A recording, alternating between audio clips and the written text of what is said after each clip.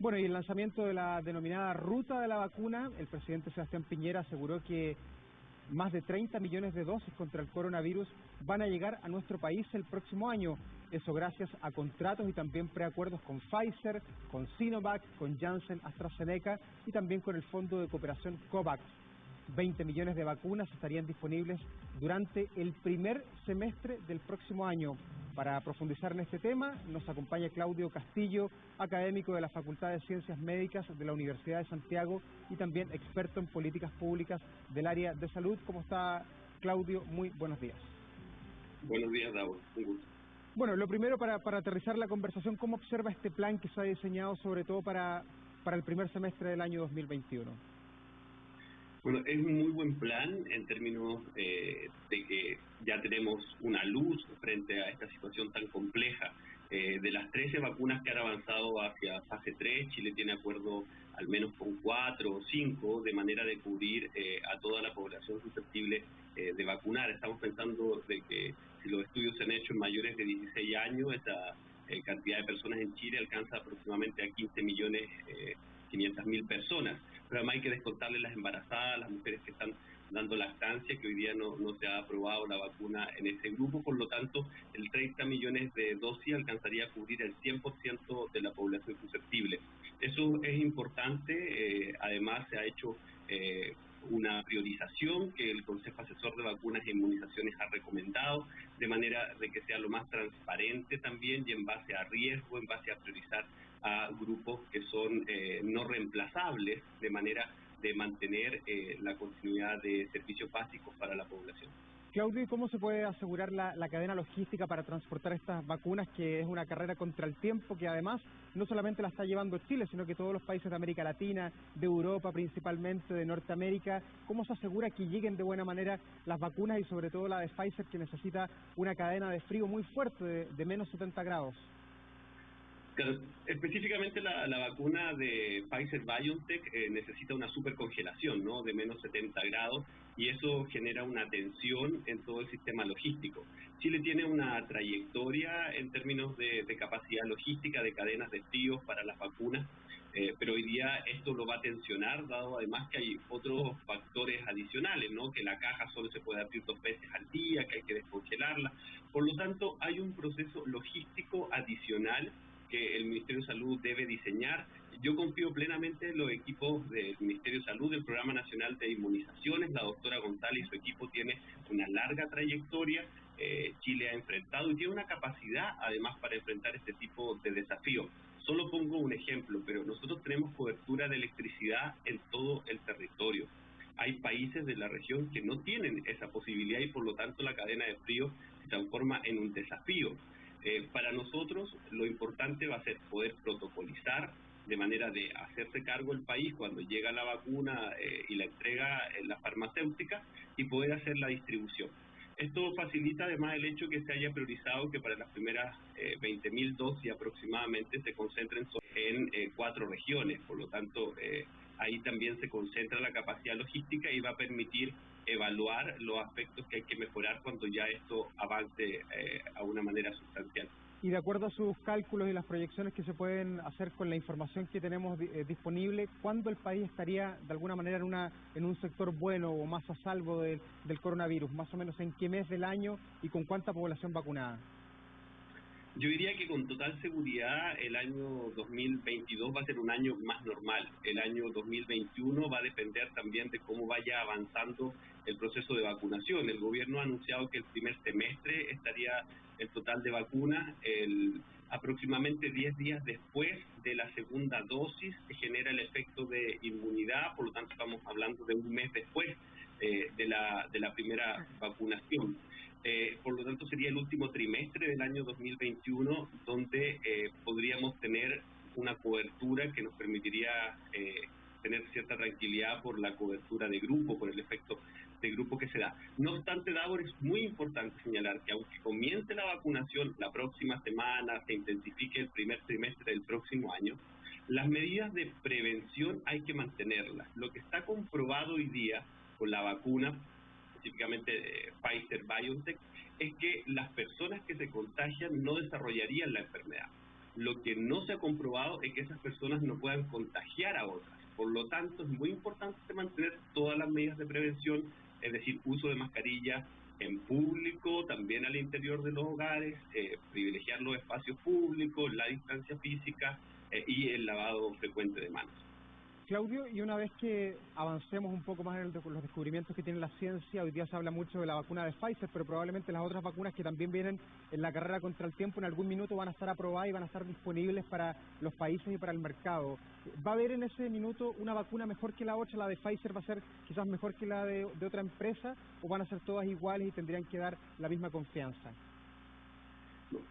Todas las vacunas están trabajando sobre experiencia acumulada en términos de aprendizaje sobre la familia de coronavirus, es decir, lo que se había empezado a investigar sobre SARS-1 hace algunos años atrás, de manera que en plataformas innovadoras se están planteando estas vacunas, son de distintos tipos, pero todas van a tener que demostrar la misma seguridad para poder empezar la inoculación en las personas. Yo no podría decir que las vacunas una va a ser mejor que otra. Lo que es probable es que algunas tengan más facilidad para la logística, ¿no? O sea, esta que requiere la supercongelación genera una tensión adicional, pero si las siguientes requieren una cadena de frío de menos 8 grados, obviamente eso lo hace más simple. Pero en términos de seguridad a la población hay que señalarles que una vez que una vacuna ha sido aprobada por las agencias reguladoras de distintos países, las agencias del más alto estándar, tipo FDA de Estados Unidos, la agencia europea, incluso nuestro ISP, es una agencia tipo 4 del más alto estándar a nivel mundial, es porque es una vacuna totalmente segura, y eso es importante transmitirle a la población. No hay vacunas mejores o peores, sino que todas las vacunas, cuando se autorizan a ser inoculadas, es porque cumplen con todos los criterios de seguridad. Y respecto a las vacunas, ¿por qué los menores de 16 años quedan fuera de esta primera fase de la vacuna de Pfizer? ¿Y qué pasa al dejar a ese grupo de 16 años hacia abajo al debe, sin ningún tipo de inoculación? Tradicionalmente las vacunas se investigan primero en personas adultas y luego se hacen los análisis en niños, en embarazadas y en personas inmunodeprimidas. Eso es parte de la tradición en términos de la investigación de vacunas. Lo que se espera ahora es que los laboratorios puedan iniciar los estudios en los grupos de personas de menos de 16 años, embarazadas e inmunodeprimidos, para poder tener la evidencia de manera de recomendarla para su uso.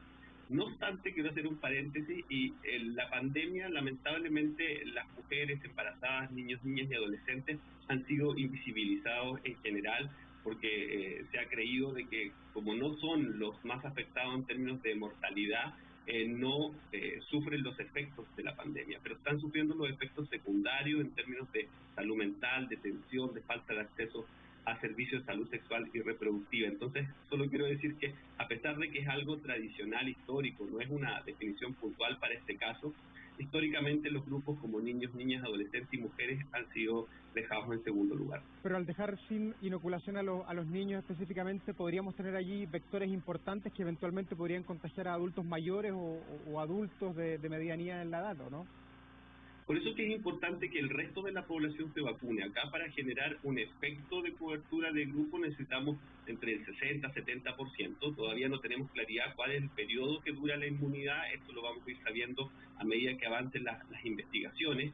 Pero si el resto de la población se vacuna, se genera este efecto en términos de que no sigue circulando, digamos, las personas están inmunizadas. Por eso que es tan relevante que el gobierno, que las autoridades en materia de vacunas puedan iniciar una comunicación de riesgo que transmita confianza, seguridad a la población, y que disminuyamos este grupo de personas que se niegan a la vacunación, de acuerdo a las publicaciones de algunas encuestas que han salido en los medios de comunicación los últimos días. Ese es el grupo que hay que convencer en términos de que este es un acto en términos colectivos. Si todos nos vacunamos, generamos un efecto para toda la población, incluidos los niños y las embarazadas que no se van a vacunar en esta primera etapa. Y como experto en políticas públicas, ¿cómo podemos vencer esos temores, esas reticencias que tiene gran parte de la población? ¿Va a ser clave, por ejemplo, quién sea el primer vacunado, que es una discusión que se ha dado en estos días? Yo creo que va a ser clave cómo se transmitan las decisiones que se han tomado. Me parece que la doctora Davanch, que es la presidenta del Comité Asesor de Vacunas e Inmunización del Ministerio de Salud, ha sido muy transparente en las recomendaciones y por qué se priorizó, por ejemplo, a los trabajadores de las unidades UCI y UTI, porque no son reemplazables, porque cumplen un rol fundamental y porque el personal de salud se ha contagiado el doble que el resto de la población. O sea, transmitir cuál es la evidencia, cuáles son las razones por las cuales se toman las decisiones es muy importante. Me parecería clave que los primeros vacunados sea el personal sanitario de primera línea de las UCI y las UTI, los que están más expuestos, porque eso también es una manera de retribuir en términos de país al esfuerzo que están haciendo estos grupos. Y lo otro, Davor, que aquí hay un rol que cumplen importantemente los medios de comunicación, es darle cabida a las distintas miradas, pero con evidencia. Es importante que acá pongamos a la ciencia en primer lugar y no a las noticias falsas o las creencias que algunos grupos tienen y que han hecho circular como noticias falsas por redes sociales, algunas cuestiones que son ridículas, pero que es importante que los medios de comunicación no le den espacio a esas noticias y que además validen, por supuesto, a los voceros que invitan a sus programas de televisión o medios de comunicación como radio o prensa escrita. Claro, pero inquietan, por ejemplo, las reacciones adversas que pueden provocar estas vacunas, que han aparecido casos en Europa, en Estados Unidos. Lo que pasa es que no es muy distinto de cualquier reacción adversa de otras vacunas o medicamentos. Lo que pasa es que hoy día está concentrada la atención en estas vacunas, pero la reacción adversa típica es dolor en la zona de la inoculación, y eso lo hemos visto con todas las vacunas, ¿no? Todos los que hemos sido vacunados alguna vez hemos tenido un efecto más o menos severo en términos de dolor o hinchazón. Por lo tanto, los efectos que son más excepcionales también se producen en otras vacunas y en otros medicamentos, pero no es algo que sea excepcional en materia de vacunación. Por último, Claudio, ¿cómo observa las cifras que se han entregado diariamente? Estamos muy cerca de los 2.000 casos más o menos parejos durante esta semana. ¿Estamos ya ante la segunda ola del coronavirus? Yo creo que es difícil hablar a nivel de Chile como país de una segunda ola. Más bien esta es la segunda moda, el segundo pic de una gran ola bimodal, dado que nunca disminuimos de un promedio de 1.500 casos en los últimos 3 meses. Cuestión de Europa, que algunos países con mucha más población que Chile llegaron a tener 200 casos diarios. Es muy preocupante porque además el crecimiento de los casos ha ido en incremento. El aumento en términos de los últimos 14 días es de un 20%, en los últimos 10 días de un 11%. Eso significa que la cantidad de nuevos casos que se están generando a partir de los confirmados está creciendo de manera significativa. Y por eso que hay que cortar la transmisión del virus. Y ahí es fundamental que se testee más. Es cierto, el gobierno hace unos días atrás celebraba que había llegado a una cifra inédita de casi 50.000 test al día. Pero si uno piensa en lo que han hecho países que han logrado contener la cifra de test diarios que debería ser el país, debería estar cercano a los 100.000.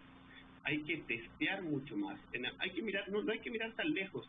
En Uruguay, parte del éxito de que hayan tenido 100 muertos y una cantidad limitada de casos es porque testearon mucho. Testear mucho significa identificar a los asintomáticos y en particular en regiones críticas. La región metropolitana es crítica hoy día porque está aumentando los casos, porque la búsqueda activa es muy baja y porque el sistema de trazabilidad en la región metropolitana no está funcionando. Identificar 2,2 contactos, pero en un grupo de comunas menos de un contacto por cada confirmado, hace que no cortemos la transmisión del virus y por lo tanto no podamos contener el aumento. Por lo tanto, el llamado de ahora es a mantener todas las medidas de prevención, sobre todo ahora para las fiestas de fin de año, el uso permanente de la mascarilla. No es necesario suspender las actividades familiares, pero mantener todas las medidas de prevención. Si somos de hogares no convivientes, usar la mascarilla, mantener la distancia, el lavado frecuente de manos, mantener a una distancia a las personas de mayores riesgos. O sea, podemos tener estas actividades de fin de año en familia, pero con prevención y privilegiando los espacios al aire libre. Claudio Castillo, académico de la Facultad de Ciencias Médicas de la Universidad de Santiago, muchas gracias por conversar hasta ahora con La Mañana Informativa. Un gusto, muy buen día, que tengan buen viernes. Gracias, buen día. Y nosotros vamos a la pausa, ya volvemos con más aquí en La Mañana Informativa, no se vayan.